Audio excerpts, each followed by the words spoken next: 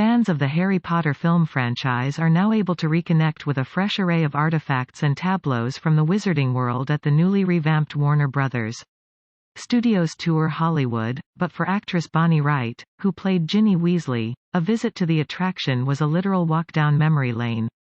Wright, 30, tells People that a pre-opening visit to the newly updated facility on the Burbank, CA, studio lot sparked memories of her earliest experiences on set at just 9 years old when production on the film series began 2 decades ago. "I was like, we were small, we were tiny, we were babies.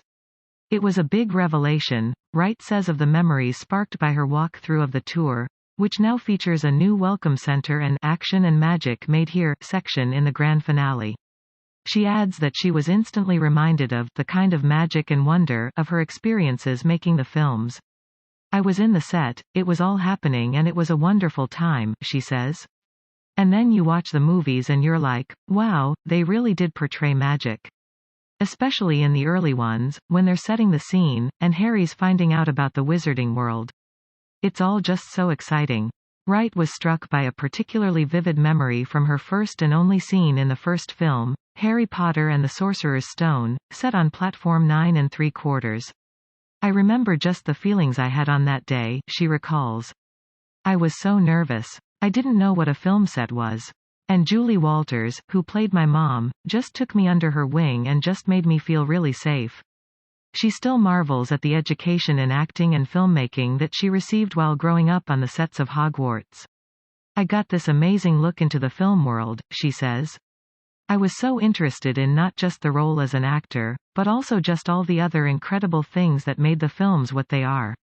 I was so exposed to just attention to detail, to craftsmanship, and just the quality of work was really what set me up. It made me just know that stuff can be made really well, to strive for that and work harder at your craft," she adds. "When you look at all these things and designs, all the people who were making the props and the production design, were just so brilliant at what they did. And I had a lot of respect for them when I was younger. Those lessons took hold." Today, Wright lives primarily in Los Angeles and has moved much of her career behind the scenes, directing short films and music videos. And during the ample downtime necessitated by quarantining during COVID-19, she's also penned her first book, set to be published in spring 2022, centered on her longtime interest in combating climate change and promoting sustainable living. "It's basically a kind of lifestyle home book about sustainability, and what we can be doing at home, as we will spend so much time there," she says. Wright says that while the global pandemic kept her apart from her castmates for a year and a half, like everyone else they managed to stay in touch via video chats and texts. "There were some birthdays during this time, so definitely some Zoom birthdays and some FaceTiming," she says, admitting that she's eager to reconnect with her old friends in person. "Hopefully again soon, when we travel for things around Harry Potter and different things. It's just so nice to all still be in contact and see how everyone's woven their lives since finishing," she says.